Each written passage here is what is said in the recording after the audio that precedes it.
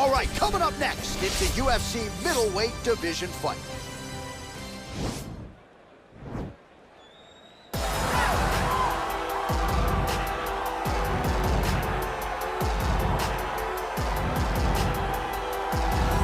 Yes, the sweet science. This guy could have been a professional boxer, probably a world champion if he so chose. He loves the MMA game, but his boxing certainly is bread and butter. I mean, a guy that was on par to make an Olympic team, and that is in one specific skill set. When you reach that level, when you're winning the national championship, and you're about to go to the Olympics, but you choose a different avenue. Yeah. You decide you want to fight mixed martial arts, it's truly something special. He has the most educated jab I have ever seen in the octagon. He throws the jab, it always comes back to the face. It never goes to the hip.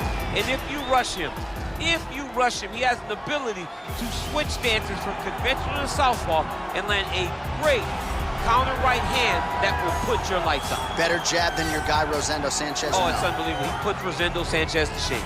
Well, we probably trot out the term well-rounded in modern-day mixed martial arts more than we should, but this fighter certainly fits the bill. Oh, 110%. He can do everything inside the octagon. Where he is most comfortable is inside of that 8-sided structure where most men are terrified of being. But for this gentleman, he only wants to be there. When you try to wrestle him, he's able to defend takedowns. If you dare stand and strike with him, he can knock you out. He's got all the tools necessary to become a UFC champion. His first martial art, mixed martial arts, and that's not always the case. He believes that he should have a lot of advantages in this matchup tonight. Our tale of the tape for this much-anticipated middleweight encounter.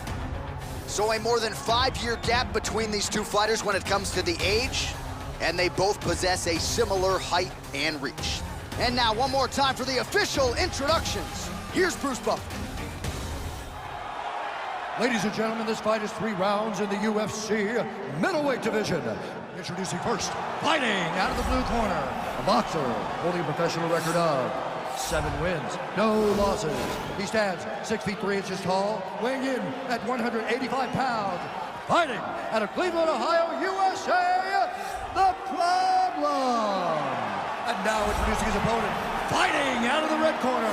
This man is a mixed martial artist, holding a professional record of 4 wins, no losses. He stands 6 feet 1 inch tall, weighing in at 185 pounds. Fighting out of Coconut Creek, Florida, Bo Nickal! And when the action begins, our referee in charge, Eve Levine. The veteran Eve Levine draws the assignment here. You ready? You ready?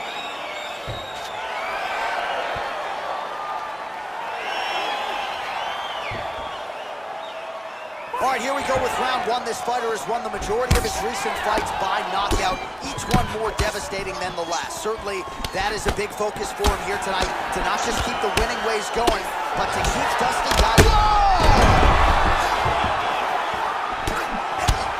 Combinations here. Man, these guys are throwing back and forth. Oh!